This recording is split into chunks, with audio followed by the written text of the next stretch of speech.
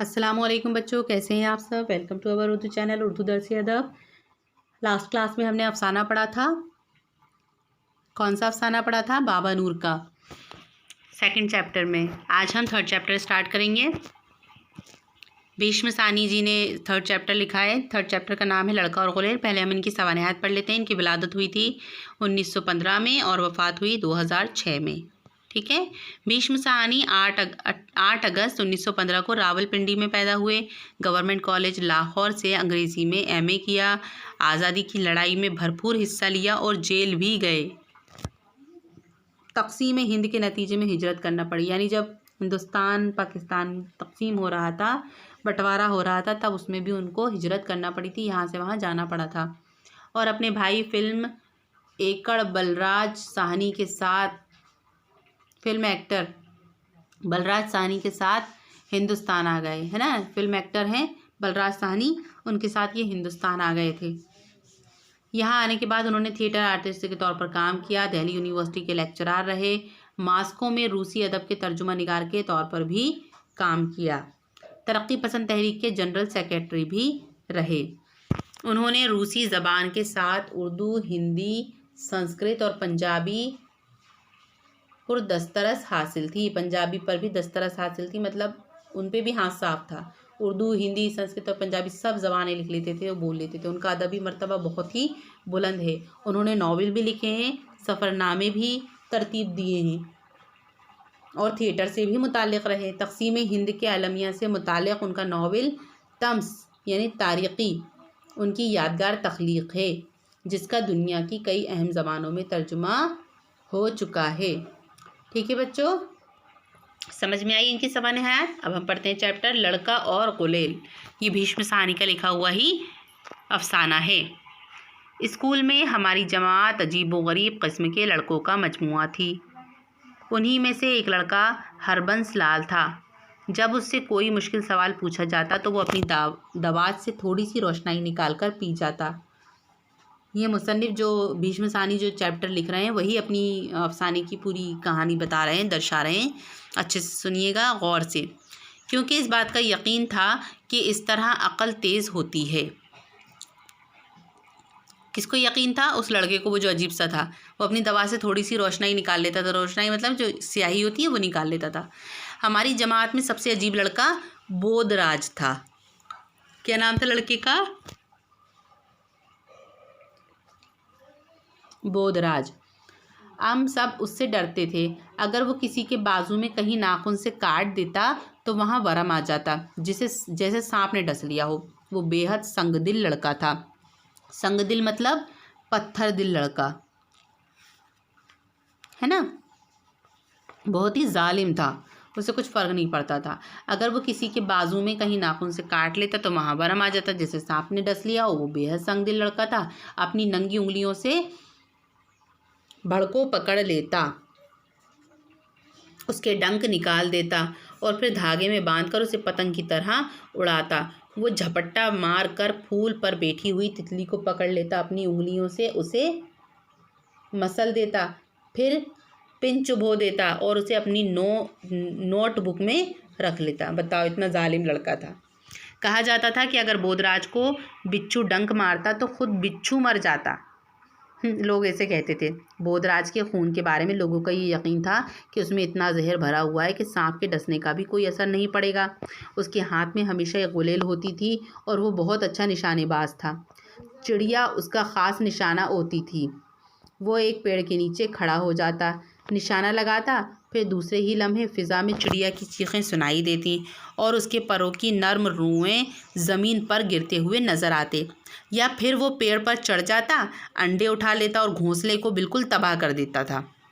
वो बड़ा ही कीना परवर लड़का था, यानी दिल में बुराई रखने वाला लड़का था और दूसरों को तकलीफ़ पहुंचाने में उसे मज़ा आता था।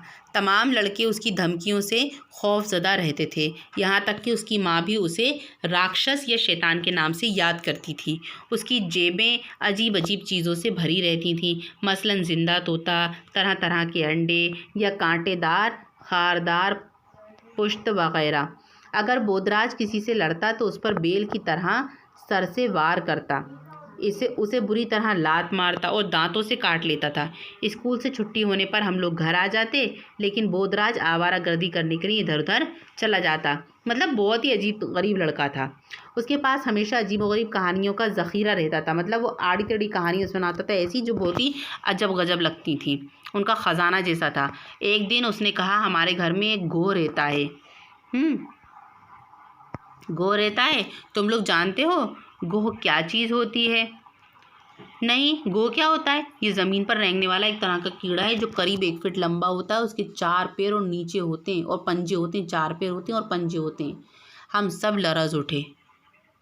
हमारे घर में जीने के नीचे एक गो रहता है।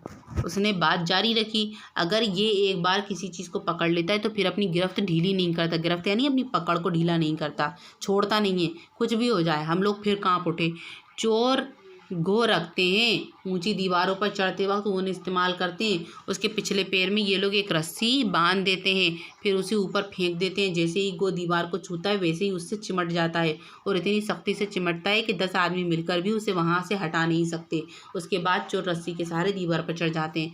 गो अपनी गिरफ्त ढीली कब करता है? बच्चों ने सवाल किया। जब चोर ऊपर चढ़ जाते हैं तो वो उसे कुछ दूध देते हैं, उसके बाद फ़ौरन ही वो अपनी गिरफ्त ढीली कर देता है। इस तरह की कहानियाँ बोधराज सुनाया करता था। मेरे वालिद साहब जहाँ मुलाजिमत करते थे वहाँ उन्हें तरक्की मिल गई और हम लोग एक बड़े से बंगले में मुंतकिल हो गए यानी ट्रांसफ़र हो गए, शिफ्ट हो गए। ये एक पुराने तर्ज का बंगला था, पुराने टाइप में बना हुआ बंगला था, जो शहर के बैरूनी इलाके में वाक़ था, यानी बीचों बीच इलाके में बना हुआ था। उसका फ़र्श ईंट का बना हुआ था, दीवारें ऊंची थीं और छत ढलवां थी, यानी ढलान वाली थी। जैसे सीमेंट की चादरें नहीं होती ढलान वाली, ऐसी थी। वहाँ एक बाग भी था जो पेड़ों और झाड़ियों से भरा हुआ था। ये बंगला था तो बहुत आरामदेह, लेकिन बहुत बड़ा और खाली खाली सा नज़र आता था। और चूँकि शहर से दूर था, इसलिए मुश्किल ही से मेरे दोस्त मुझसे मिलने आते थे, और वो भी कभी कभी। सिर्फ बोधराज ही ऐसा लड़का था जो अक्सर आता था। शिकार के लिए उसे ये अच्छी जगह मिल गई थी। पेड़ों पर बहुत से घोंसले थे, बंदर इधर उधर भटकते रहते थे। झाड़ियों के नीचे नेवलों का एक जोड़ा रहता था। घर के पीछे एक बड़ा सा कमरा था जिसमें मेरी माँ ने गैर ज़रूरी सामान भर रखा था। ये कमरा कबूतरों का बसेरा बनकर रह गया था। आप दिन भर गुटर गूं की आवाज़ सुन सकते थे। कबूतर बोलते ना, गुटर गूं। रोशनदान के टूटे हुए शीशे के करीब एक मेना का घोंसला भी था। इस कमरे का फर्श चिड़ियों के परों, उनके बीट मतलब उनकी लैट्रिन से, टूटे फूटे अंडों से और घोंसलों से गिरे हुए तिनकों से भरा रहता था। एक बार बोधराज अपने साथ एक खारपुश्त लाया, एक जानवर जिसकी पुश्त पर कांटे होते हैं, है ना। एक जानवर लेकर आया ऐसा जिसकी पुश्त पर यानी पीठ पर कांटे होते हैं। उसका काला मुंह और नुकीले कड़े बाल देखकर मुझे ज़बरदस्त धचका लगा। मेरी माँ बोधराज के साथ मेरी दोस्ती पसंद नहीं करती थी, लेकिन ये ज़रूर महसूस करती थी कि मैं तन्हा हूँ और मुझे किसी दोस्त या साथी की ज़रूरत है।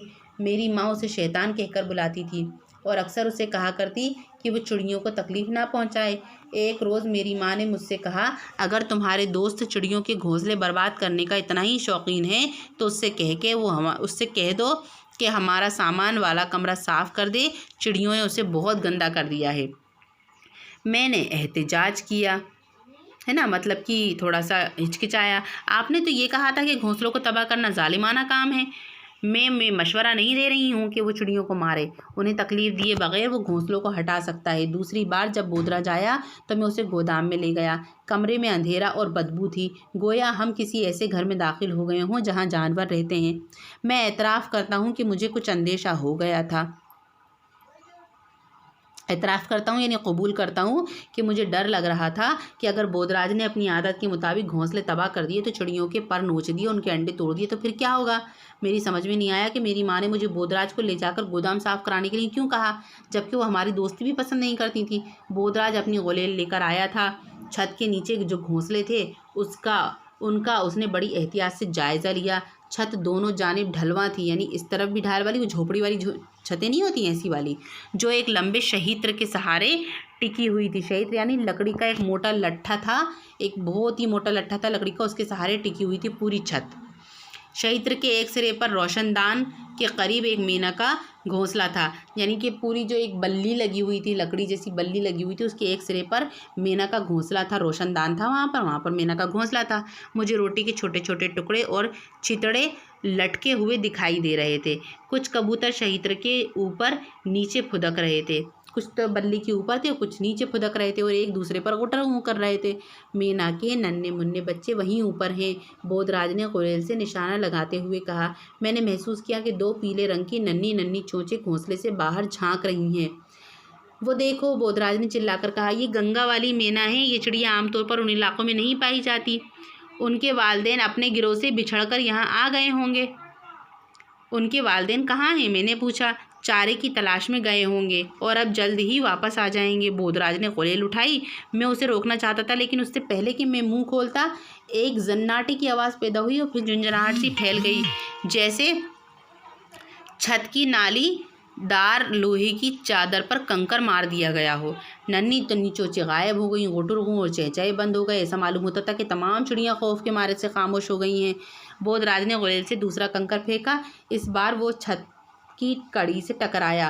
बोधराज को अपनी निशानेबाजी पर बड़ा नाज था, लेकिन 2 बार उसका निशाना खता हो गया, इसलिए वो अपने आप पर बहुत गुस्सा आया। जब नन्हे परिंदों ने घोंसले के हल्के से झांक कर देखा, यानी घोंसले के बीच में से झांक कर देखा, तो बोधराज ने तीसरी बार कोशिश की। इस बार कंकर घोंसले के करीब जाकर पड़ा। कुछ तिनके और रुई के टुकड़े गिरे, लेकिन घोंसला नहीं हटा। बोधराज ने गुलेल फिर उठाई। अचानक कमरे में रोशनदान से आने वाली रोशनी का रास्ता रोकते हुए एक साया फड़फड़ाया। हमने घबराहट में नज़र ऊपर उठाई। एक चील अपने पर फैलाए धमकी आमिज नज़रों से हमें घूर रही थी।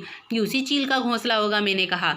नहीं, भला एक चील यहाँ क्यों अपना घोंसला बनाएगी? चील तो अपना घोंसला हमेशा पेड़ पर बनाती है। ये तो मीना का घोंसला है। नन्हे परिंदे अपने पर झाड़ते हुए ज़ोर ज़ोर से चीखने लगे।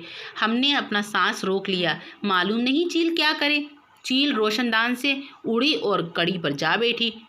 उसने अब अपने पर मोड़ लिए थे। उसने अपनी नाहमवार गर्दन उठाकर दाईं और बाईं जानिब गौर से देखा। चिड़ियों की खौफजदा आवाज़ से फिज़ा से भर गई। चील यहाँ हर रोज़ आती रही है, बोधराज ने कहा। अब मैंने महसूस किया कि फर्श पर टूटे फूटे पर तिनके चिड़ियों के गोश्त के टुकड़े क्यों पड़े रहते हैं। चील अक्सर घोंसलों को बर्बाद करती रही होगी। बोधराज ने चील की तरफ अपनी नज़रें बिल्कुल नहीं हटाई, जो अब धीरे धीरे घोंसले की तरफ बढ़ रही थी। चिड़ियों की चीख इंतहा को पहुंच चुकी थी। मैंने होशो हवास से काम लिया और सोचा कि मीना के बच्चों को बोधराज मार डालता या ये चील, उससे क्या फ़र्क पड़ता। अगर ये चील ना आती तो बोधराज घोंसले को नेस्तो नाबूद कर दिया होता। बोधराज ने गुलेल लेकर चील की तरफ निशाना लगाया। मत मारो चील को, वरना तुम पर हमला कर देगी, मैंने मना करते हुए कहा, लेकिन बोधराज ने उस पर कोई ध्यान नहीं दिया। कंकर चील की बजाय छत पर लगा। चील ने अपने पंख फैलाए और नीचे की तरफ देखा। हम लोग बाहर चले जाएं, मैंने डरकर कहा। चील और नन्हे नन्हे बच्चों को खा जाएगी। ये जुमला उसकी ज़बान से बड़ा अजीब सा लगा। बोधराज ने फिर निशाना लगाया। चील पंख फैलाकर कड़ी से उड़ी और नीम दारे के चक्कर काटकर शहीद पर जाकर बैठ गई। नन्हे परिंदे इसी तरह चीखते रहे। बोधराज ने गुलेल मेरे हवाले की और अपनी जेब से कुछ कंकर के टुकड़े भी निकाल कर दिए। चील पर निशाना लगाओ, इसे मारते रहो। चील, चैन से उसे बैठने मत दो, उसने मुझे हिदायत दी। फिर वो दौड़कर दीवार से लगी हुई मेज़ को खींच लाया और उसे कमरे के बीचों बीच रख दिया। मैं गुलेल चलाना जानता ही नहीं था। एक बार मैंने कोशिश की, लेकिन चील एक कड़ी से उड़कर दूसरी पर जा बैठी। बोधराज मेज़ को खींचकर ठीक मीना के घोंसले के नीचे ले आया। फिर वो एक टूटी हुई कुर्सी लाया और उसे मेज़ के ऊपर रख दिया। उसके बाद वो कुर्सी पर खड़ा हो गया और धीरे से घोंसला उठाकर नीचे उतर आया। हम लोग यहाँ से निकल चलें, उसने कहा। दरवाजे की तरफ भागा। मैं भी उसके पीछे गया। हम लोग गैरेज में दाखिल हुए। उसमें सिर्फ एक दरवाज़ा और पिछली दीवार पर एक खिड़की थी। छत की चौड़ाई पर एक शहीत्र लगा हुआ था। चील उसके अंदर दाखिल नहीं हो सकती थी, उसने कहा, और फिर एक बकस पर चढ़कर घोंसले को शहीत्र पर रख दिया। मीना के नन्हे मुन्ने बच्चे खामोश हो गए। संदूक पर खड़े होकर बोधराज ने पहली बार घोंसले में झांक कर देखा। मेरा ख्याल था कि वो दोनों बच्चों को निकाल कर अपनी जेब में रख लेगा, जैसा वो अक्सर किया करता था। लेकिन बहुत देर तक उनकी तरफ देखने के बाद उसने कहा, थोड़ा सा पानी लाओ, ये बच्चे प्यासे हैं। एक एक कतरा पानी हम उनके मुंह में डालेंगे। मैं एक गिलास पानी लाया। दोनों बच्चे चोंच खोल हाँप रहे थे। बोधराज ने उनके मुंह में पानी के कतरे डाले। उसने उन्हें छूने से मना किया, मुझे छूने से मना किया। खुद उसने भी बच्चों को नहीं छुआ। उसके वालिदैन को कैसे मालूम होगा कि ये लोग यहाँ हैं, मैंने पूछा। वो उन्हें तलाश करेंगे, उसने कहा। गैरेज में हम बहुत देर तक रुके रहे। बोधराज ने रोशनदान बंद करने के प्रोग्राम पर गुफ्तगू की, ताकि फिर चील गोदाम अंदर दाखिल ही ना हो सके। गोदाम में। इसी शाम उसने किसी और चीज़ के बारे में किसी किस्म की गुफ्तगू ही नहीं की। जब दूसरे दिन बोधराज फिर आया तो उसके पास ना गुलेल थी और ना कंकर के टुकड़े। वो एक थैले में कुछ दाने लाया था। हमने मैना के बच्चों को दाने खिलाए और घंटों उनकी दिलचस्प शरारतों से लुत्फ़अंदोज़ होते रहे। समझ में आया बेटा चैप्टर? एक चील से बोधराज ने मैना के बच्चों को बचाया था। कितने अच्छे से ये चैप्टर लिखा गया है। इसके अल्फाज माने आप कर लीजिएगा और ये जो बोधराज की सवालात जवाबात हैं ये मैं आपको वाया नोट्स भेज दूंगी। ठीक है, आज की क्लास में फिर सिर्फ इतना ही। हम अगली क्लास में फिर मिलेंगे और आपको डिटेल में 4th चैप्टर समझाएंगे। ठीक है बच्चों, तब तक के लिए खुदा हाफिज़। चैनल को सब्सक्राइब करना ना भूलिए।